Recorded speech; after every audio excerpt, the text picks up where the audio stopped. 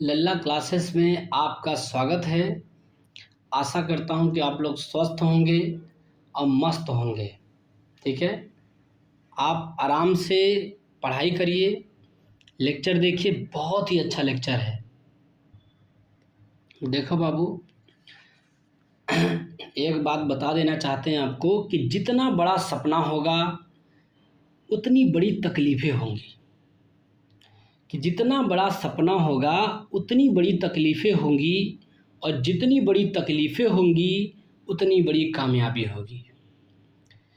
कि कहा गया है कि जितना बड़ा सपना होगा उतनी बड़ी तकलीफ़ें होगी, और जितनी बड़ी तकलीफ़ें होगी उतनी बड़ी कामयाबी होगी। तो ठीक है, आप सपने बड़े रखो, तकलीफ़ तो आएंगे लेकिन कामयाबी भी बड़ी होगी।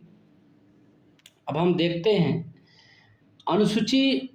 अब हम अनुसूचियों के बारे में जानना चाहेंगे कि अनुसूचियाँ कौन कौन सी हैं और उस अनुसूचियों में क्या क्या चीज़ से संबंधित होते हैं अनुसूचियाँ। ठीक है बाबू, तो देखो, पहली अनुसूची में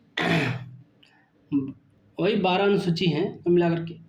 तो पहली अनुसूची में राज्य एवं यूनियन टेरेटरीज है। ठीक है, अनुसूची पहली की जब बात करेंगे तो राज्य आ जाएगा, यूनियन टेरेटरी आ जाएगा। अनुसूची की बात कर रहे हैं। और दूसरी अनुसूची की बात करें तो वेतन, भत्ता, पेंशन। ठीक है, दूसरी अनुसूची में वेतन मिलेगा, भत्ता मिलेगा बाबू को, पेंशन मिलेगा। ठीक है, वेतन मिलेंगे, भत्ता मिलेंगे, और क्या मिलेंगे बाबू, पेंशन मिलेगा। ठीक है, वेतन मिला, भत्ता मिला, पेंशन मिला, दूसरी अनुसूची में देखने को मिल रहे होंगे। आगे हम देखेंगे अनुसूची तीसरी में शपथ प्रतिज्ञान की बात करी गई है। ठीक है, किसकी बात करी गई है बाबू, शपथ और प्रतिज्ञान की बात करी गई है। देखो, शपथ प्रतिज्ञान की तीसरी अनुसूची में बात करी गई है। चौथी में राज्यसभा से संबंधित है, राज्यसभा से चौथी अनुसूची संबंधित है। पांचवी अनुसूची अनुसूचित क्षेत्र से संबंधित है। अनुसूचित क्षेत्र कोई है तो पांचवी अनुसूची में है। अनुसूचित क्षेत्र कोई है बाबू तो किस में है बाबू, तो पांचवी अनुसूची में है। ठीक है, किस अनुसूची में है बाबू, ठीक है बाबू, पांचवी अनुसूची में अनुसूचित क्षेत्र से संबंधित है। अब हम देखेंगे छठवीं अनुसूची। क्या देखेंगे बाबू, छठवीं अनुसूची देखेंगे। तो छठवीं अनुसूची जो है जनजाति क्षेत्र से संबंधित है। अच्छा, जनजातियों के लिए भी छठवीं अनुसूची दिया गया है, वाह। जनजातियों के लिए भी देखो छठवीं अनुसूची दिया गया है जनजातियों के लिए। पांचवी अनुसूची में अनुसूचित क्षेत्र से संबंधित है। ठीक है, और सातवीं अनुसूची की जब बात करेंगे तो 100 से 7, 7 से शक्ति। तो शक्तियों का विभाजन होगा सातवीं अनुसूची में केंद्र और राज्य के बीच में। केंद्र राज्य के बीच में शक्ति का विभाजन होगा, सातवीं अनुसूची में होगा। आठवीं अनुसूची की जब भी बात करेंगे तो भाषाएं, 22 भाषाएं की बात किस में हो गई है, तो आठवीं अनुसूची में। और राजभाषा की जब बात होती है तो किस भाग में, संविधान के किस भाग में, तो भाग 17 से संबंधित है।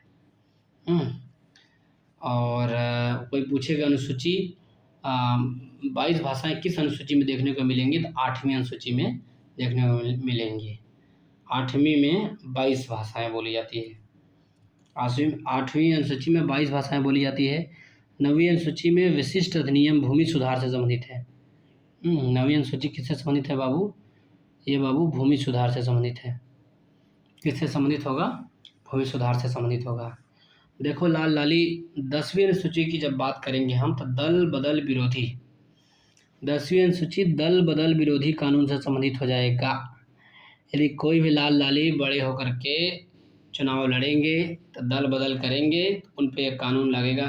किस पे लगेगा बाबू, किस अनुसूची पे, 10वीं अनुसूची से संबंधित है। 11वीं अनुसूची में पंचायत से संबंधित है। 11वीं अनुसूची किससे संबंधित है बाबू, पंचायत से। 11वीं अनुसूची किससे संबंधित है, तो पंचायत से। और 12वीं में नगर पालिका से। ठीक है, तो हमारे पास कितनी अनुसूचियां हैं बाबू, 12। कितनी अनुसूचियां हैं बाबू, 12। शुरू में 8 थी, 4 बाद में ऐड करी गई। ठीक है, तो याद रखना कि पहली अनुसूची कौन है, राज्य एवं यूनियन टेरेटरी। पहली अनुसूचिया में राज्य और यूनियन टेरेटरी को रखा गया है। दूसरे अनुसूची में हम क्या, वेतन, भत्ता, पेंशन की बातें करी गई है दूसरी अनुसूची में। तीसरी अनुसूची में शपथ और प्रतिज्ञान की बात करेंगे, और चौथी अनुसूची में राज्यसभा से संबंधित हो जाएगा। चौथी अनुसूची किससे संबंधित हो जाएगा बाबू? राज्यसभा से। पांचवी अनुसूची की जब भी बात करेंगे तो हम अनुसूचित क्षेत्र मतलब कि शेड्यूल एरिया देखेंगे, अनुसूचित क्षेत्र देखेंगे पांचवी में। जनजाति क्षेत्र जब देखा जाएगा तो छठवीं में देखा जाएगा, है बाबू? हाँ, छठवीं अनुसूची में जनजाति क्षेत्र देखा जाता है। सातवीं अनुसूची में शक्तियों का विभाजन होता है, केंद्र राज्यों के मध्य। आठवीं की जब भी बात होगी तो भाषाएं, 22 भाषाएं आती है। और नौवीं की जब भी बात होगी तो भूमि सुधार से संबंधित हो जाएगा। नौवीं में जो है भूमि सुधार से संबंधित हो जाएगा। और 10वीं अनुसूचियों की बात करेंगे तो जब भी 10वीं अनुसूचियाँ की बात करेंगे दल बदल विरोधी कानून लग जाएगा 10वीं सूची में। 11 में जब भी देखेंगे तो पंचायत से संबंधित होगा, और 12 जब भी देखेंगे तो नगर पालिका से संबंधित होगा। ठीक है, आगे हम देखना चाहते हैं कि और क्या क्या बातें करी गई हैं इसके बीच में। नए राज्य का सृजन करना हो तो अवश्य रूप से किस अनुसूची को संशोधित करेंगे? तो पहली अनुसूची को, यानी अवश्य रूप से किसको संशोधित करेंगे? नए राज्य का सृजन करना हो तो अवश्य रूप से किस अनुसूची को संशोधित करेंगे? तो पहली अनुसूची को हम संशोधित करेंगे, अवश्य रूप से संशोधित करेंगे। ठीक है, आगे देखेंगे तृतीय अनुसूची में, अनुसूची की बात कर रहे हैं ना, पहली अनुसूची को संशोधित करेंगे तो नए राज्य का सृजन होगा, याद रखना। तृतीय अनुसूची में शपथ, अब तृतीय अनुसूची में शपथ कौन कौन सा बंदा तृतीय अनुसूची के तहत शपथ लेता है? तो संघ के मंत्री, जो भी संघ के मंत्री होंगे, संसद के सदस्य भी होंगे, सुप्रीम कोर्ट के न्यायाधीश जी भी शपथ लेते हैं, और कैग के सदस्य और अध्यक्ष शपथ लेंगे। तो किस अनुसूची के तहत लेते हैं बाबू? तो वो भी जो लेते हैं किस अनुसूची के तहत लेंगे? तो वो तीसरी अनुसूची के तहत लेंगे शपथ। ठीक है, किसी राज्य के मंत्री, राज्य विधानमंडल सदस्य या हाई कोर्ट के न्यायाधीश, कोई राज्य का मंत्री हो या तो राज्य विधानमंडल का सदस्य हो या हाई कोर्ट का न्यायाधीश हो, जो शपथ लेगा वो किस अनुसूची में होगा? तो तृतीय अनुसूची में होगा। जबकि राष्ट्रपति है तो आर्टिकल 60 बनाया गया है, राष्ट्रपति के लिए जो है आर्टिकल 60 शपथ लेने के लिए बनाया गया है। ये बात बहुत इंपॉर्टेंट याद रखना, क्योंकि क्वेश्चन पूछ देगा आपको ऑप्शन दे करके कि राष्ट्रपति के लिए किस अनुसूची में, तो कोई अनुसूची नहीं है। राष्ट्रपति जो शपथ लेता है उसके लिए अलग से अनुच्छेद बनाया गया, 60 बनाया गया है, आर्टिकल 60 बनाया गया है। 9वीं अनुसूची फर्स्ट संशोधन से बना 1951 से, जब संविधान का पहला संशोधन होता है 1951 में। कब होता है बाबू? फर्स्ट संशोधन से बना जाता है 1951 में 9वीं अनुसूची को जोड़ी जाती है। तो याद रखना कि 9वीं अनुसूची कब जोड़ी जा रही है बाबू? 1951 में जोड़ी जा रही है। पहला संशोधन था ये। 10वीं अनुसूची जोड़ी जाती है तो 52वां संविधान संशोधन 1985 से जोड़ी जाती है। 10वीं अनुसूची 52वां संविधान संशोधन 1985 से जोड़ी जा रही है। और 11वीं अनुसूची जोड़ी जा रही है 73वें संशोधन से 1992 में। 11वीं अनुसूची जोड़ी गई 73वें संशोधन 1992 से जोड़ी जा रही है। ठीक है, ये भी बात सही है। अब 12वीं अनुसूची जब जोड़ी जाएगी तो 74वें संविधान संशोधन 1992 से ही जोड़ी जाएगी। ठीक है, तो 9, 10, 11, 12 अनुसूचियाँ जोड़ी गई। 9, 10, 11, 12 अनुसूचियाँ क्या करी गई बाबू? जोड़ी गई हैं। क्या करी गई है बाबू? ये सब अनुसूचियाँ जोड़ी गई हैं। दल बदल कानून किस में लगे? 10वीं अनुसूची में लगता है। 11वीं में बात करेंगे तो पंचायत से संबंधित होगा, 12वीं नगर पालिका से संबंधित होगा। ठीक है, आगे हम देखेंगे भारतीय संसद किसी कानून विशेष को 9वीं अनुसूची में डाल सकती है। ठीक है, भारतीय संसद जो होगी ना, भारतीय संसद किसी कानून विशेष को 9वीं अनुसूची में क्या कर सकती है? वो डाल सकती है। हमारी जो भारतीय संसद है किसी कानून विशेष को 9वीं अनुसूची में डाल सकती है, जबकि 9वीं अनुसूची के कानून का न्यायालय द्वारा रिव्यू किया जा सकता है। नवीं अनुसूची के कानून का जो न्यायालय द्वारा क्या किया जाएगा बाबू, रिव्यू किया जा सकता है।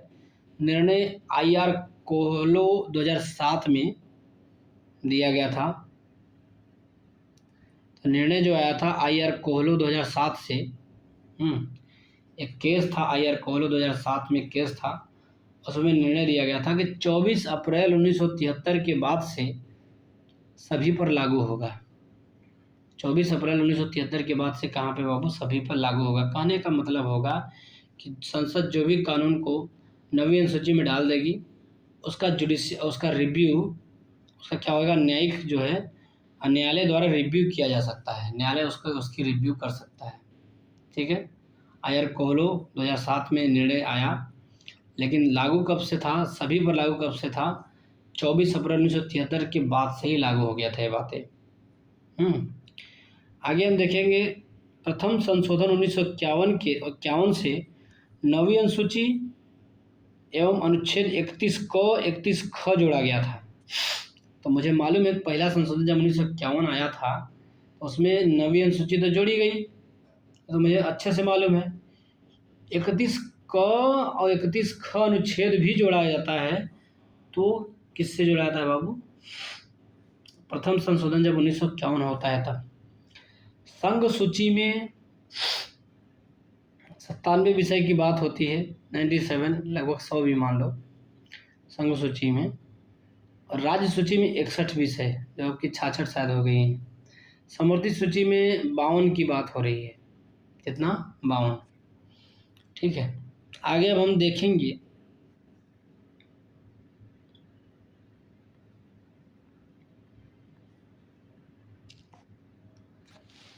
ये देखेंगे बाबू कि आर्थिक एवं सामाजिक योजना विषय है समवर्ती सूची का। आर्थिक योजना ले लो और सामाजिक योजना ले लो। ठीक है, आर्थिक योजना ले लो, सामाजिक योजना ले लो, समवर्ती सूची का विषय है। आप सोचो सलाह, इस समवर्ती सूची का विषय आर्थिक एवं सामाजिक योजना समवर्ती सूची में जाएगा। केंद्र राज्य दोनों आर्थिक और सामाजिक योजना निकालती हैं, तो ये दोनों में जाएगा। ठीक है। जानवरों के प्रति क्रूरता रोकथाम किस सूची में है, समवर्ती सूची में है। देखो बाबू, कुछ चीज़ें होती हैं उस पर आपको माइंड लगाना चाहिए, सारी चीज़ें रटी नहीं जाती हैं। ठीक है, इतनी बात याद रखना। अब आप सोचो कि जानवर को तो दोनों रोकेंगे, क्या होगा कि जानवरों के प्रति क्रूरता को केंद्र राज्य दोनों रोकेगा, समवर्ती सूची में आ जाएगा। आपराधिक मामले भी समवर्ती सूची से संबंधित है। केंद्र और राज्य दोनों में अपराध हो सकता है, तो समवर्ती सूची से संबंधित है। किस समवर्ती सूची से। जनसंख्या नियंत्रण या परिवार नियोजन भी समवर्ती सूची से संबंधित है, तो ये भी जान लो। केंद्र जो है जनसंख्या नियंत्रण और परिवार नियोजन भी केंद्र से संबंधित हो जाएगा, समवर्ती सूची से संबंधित हो जाएगा। समवर्ती सूची दोनों लोग करेंगे। लोक स्वास्थ्य और स्वच्छता प्रति व्यक्ति कर निखात निधि राज्य सूची से संबंधित है। लोक स्वास्थ्य, लोगों का स्वास्थ्य देख लो, स्वच्छता देख लो, प्रति व्यक्ति टैक्स देख लो, निखात निधि, ये सब किससे संबंधित होगा, राज्य सूची से संबंधित होगा बाबू। किससे संबंधित होगा बाबू, राज्य सूची से संबंधित होगा। किससे संबंधित होगा बाबू, ये राज्य सूची से संबंधित होगा। शिक्षा को 42वें संशोधन द्वारा राज्य सूची से समवर्ती सूची में रखा गया। अच्छा, शिक्षा को जो है 42वें संशोधन के द्वारा राज्य सूची से किस में रखा गया बाबू, समवर्ती सूची में रखा गया। साथ ही वन को भी राज्य सूची से समवर्ती सूची में रखा गया, और विद्युत भी। तो 3, एक शिक्षा ले लो, एक वन ले लो और एक विद्युत ले लो, तीनों को राज्य सूची से समवर्ती सूची में रख दिया। शिक्षा, वन और विद्युत पहले कहाँ में थे, राज्य सूची में थे, अब कहाँ पे हैं बाबू, समवर्ती सूची में है। और कौन से संविधान संशोधन से हुआ था बाबू, तो 42वां संविधान संशोधन से हुआ था। कौन से संविधान संशोधन से हुआ था बाबू? तो 42वां संविधान संशोधन से हुआ था। आगे हम देखेंगे अवशिष्ट विषय अंतरिक्ष अनुसंधान से संबंधित है। अवशिष्ट विषय की जो बात होगी अंतरिक्ष अनुसंधान से संबंधित होगा। ये अवशिष्ट विषय अंतरिक्ष अनुसंधान से संबंधित है। संविधान के कौन से प्रावधान शिक्षा पर प्रभाव डालते हैं? संविधान के कौन से जो प्रावधान होंगे शिक्षा पर प्रभाव डालेंगे? तो डीपीएसपी भी directive principle of state policy, नीति निर्देशक तत्व बोलते हैं इसको। ठीक है, ये हमारे शिक्षा पर प्रभाव डालेगा। 5वीं अनुसूची भी शिक्षा पर प्रभाव डालेगा। 5वीं अनुसूची जो संबंधित है वो शेड्यूल एरिया से संबंधित है। किससे संबंधित है बाबू? शेड्यूल एरिया से संबंधित है। और 6वीं अनुसूची जो है जनजाति से संबंधित है। और 7वीं अनुसूची शक्तियों का विभाजन, केंद्र और राज्यों के मध्य शक्तियों के विभाजन से संबंधित है। और ग्रामीण, शहरी, स्थानीय निकाय, ये सब जो है शिक्षा को क्या करते हैं बाबू? प्रभाव डालते हैं। डीपीएसपी, 5वीं अनुसूची, 6वीं अनुसूची, 7वीं अनुसूची और ग्रामीण, शहरी, स्थानीय निकाय, ये सब भी जो है हमारे शिक्षा पर प्रभाव डालते हैं। गैस राज्य सूची का विषय है। तो गैस राज्य सूची का विषय, सही बात है, गैस तो राज्य सूची का ही विषय होना चाहिए। गैस किस सूची का विषय है बाबू? तो राज्य सूची का विषय है। गैस और गैस संकर्म तथा प्राकृतिक गैस के विक्रय पर कर राज्य सूची पर है। ठीक है, गैस से संबंधित या प्राकृतिक गैस के विक्रय पर जो टैक्स लगाता है राज्य सूची से संबंधित है। जो गैस पर टैक्स लगाया जाता है, जो छोड़ा जाता है, वो राज्य सूची से संबंधित होता है। जबकि प्राकृतिक गैस का उत्पादन शुल्क संघ सूची का विषय है। प्राकृतिक गैस की बात कर लो, उसका उत्पादन शुल्क जब भी देखेंगे संघ सूची पर स्थित है। वैसे नॉर्मल गैस की बात करेंगे तो राज्य सूची से संबंधित होगा, लेकिन प्राकृतिक गैस का जब उत्पादन देखेंगे तो संघ सूची का विषय है। रेलवे भी संघ सूची से संबंधित है। ठीक है, रेलवे पुलिस राज्य सूची से संबंधित है। तो पूरा रेलवे संघ सूची से संबंधित है, लेकिन रेलवे पुलिस राज्य सूची से संबंधित है, याद रखना। रेलवे तो संघ सूची से, लेकिन रेलवे पुलिस की बात करेंगे, पुलिस जो है राज्य सूची के विषय होंगे। क्या होंगे बाबू? राज्य सूची के विषय होंगे। आगे देखते हैं हम।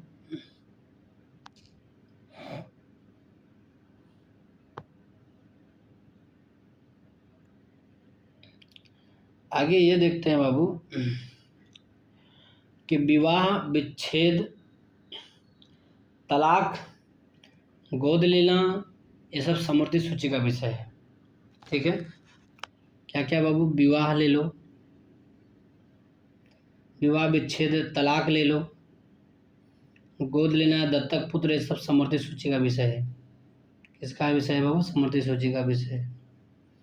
कोई दिक्कत नहीं। भूमि सुधार विषय भी, जब जमीन से सुधार की बात होगी तो राज्य सूची का विषय होगा। जनजाति भूमि का खनन के लिए निजी पक्षकारों को अंतःकरण, अंकृत और शून्य घोषित किया जा सकता है 5वीं अनुसूची में।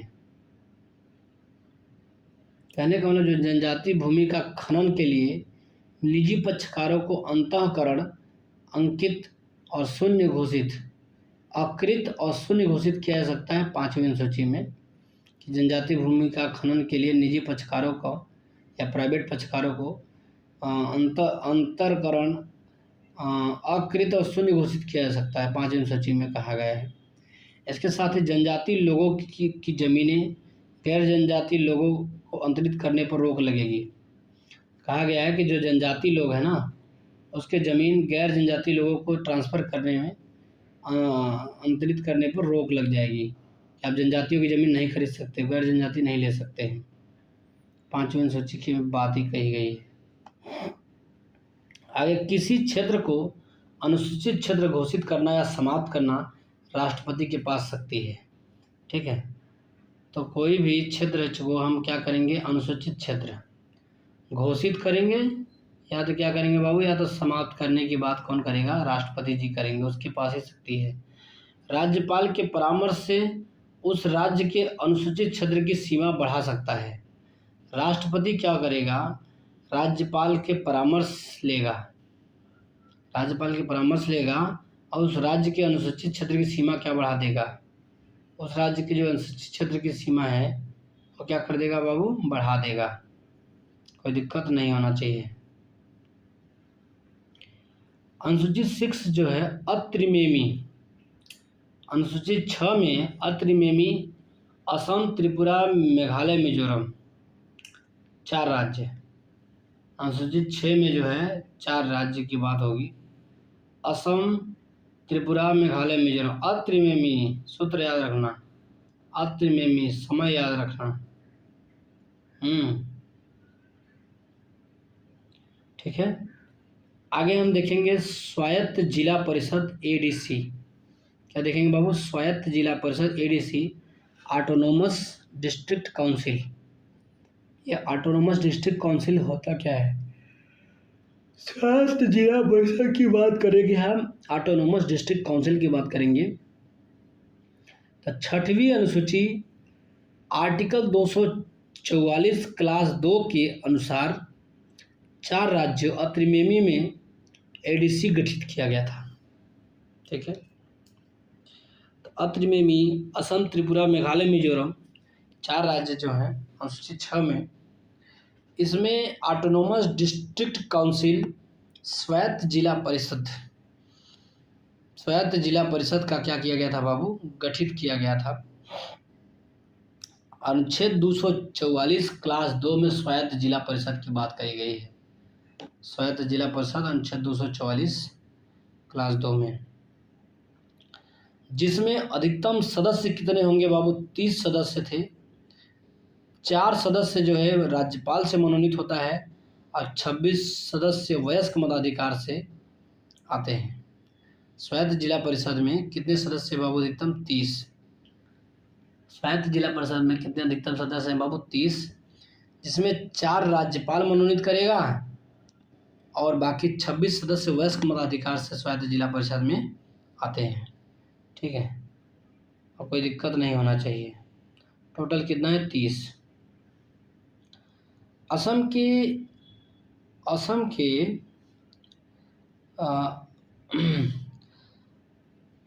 ऑटोनोमस डिस्ट्रिक्ट काउंसिल में भारतीय संसद द्वारा पारित कानूनों को निर्देशित लागू करने का अधिकार राज्यपाल के पास है।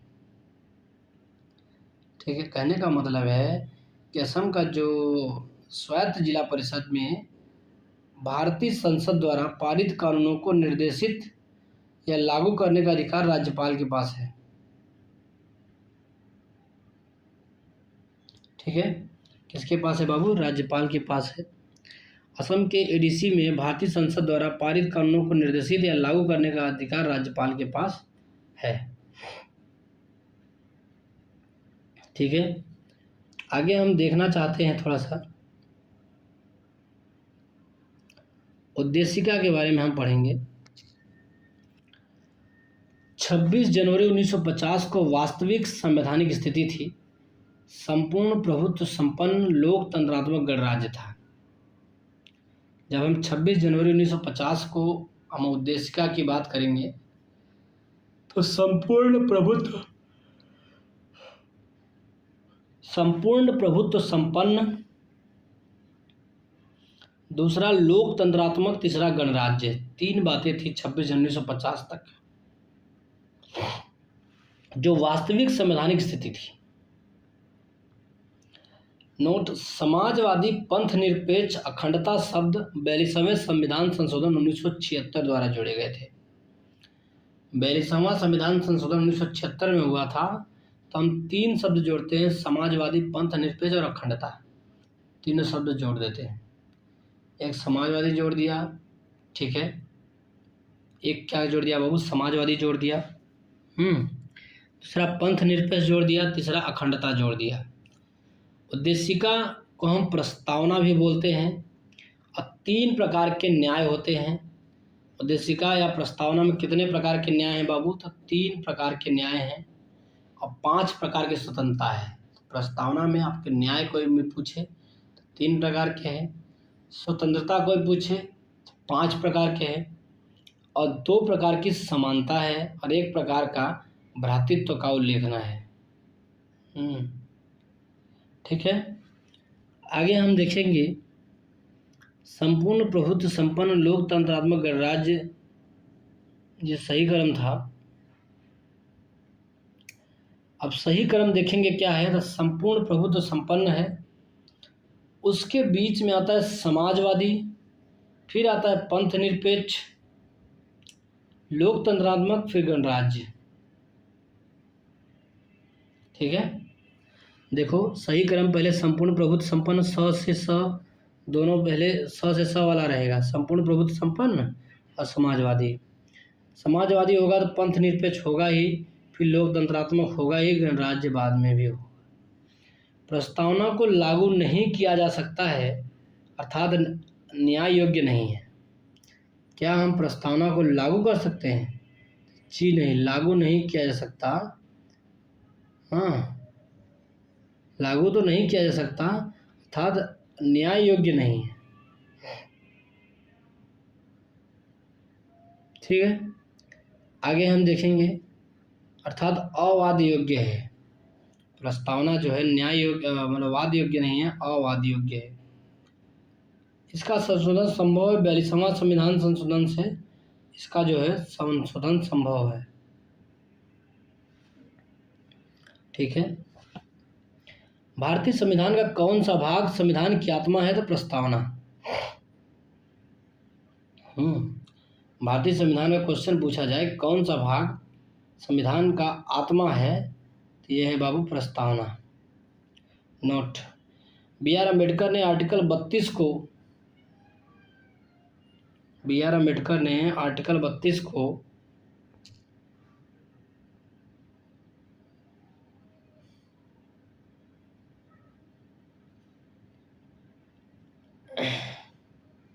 और के मुंशी ने उद्देशिका को राजनीतिक जनपत्री कहा है, पॉलिटिकल होरोस्कोप। तो के मुंशी जी हैं, तो के मुंशी जी ने कहा उद्देशिका के राजनीतिक जनपत्री कहा, पॉलिटिकल होरोस्कोप है ये। क्या है बाबू? पॉलिटिकल होरोस्कोप है। राजनीतिक जनपत्री की जब भी बात करें तो उद्देशिका के मुंशी जी कहते हैं। बी.आर. अम्बेडकर ने उद्देशिका को पवित्र दस्तावेज कहा कि उद्देशिका क्या है बाबू? हॉली डॉक्यूमेंट्स या पवित्र क्या है ये? दस्तावेज है। ठीक है। आगे हम देखेंगे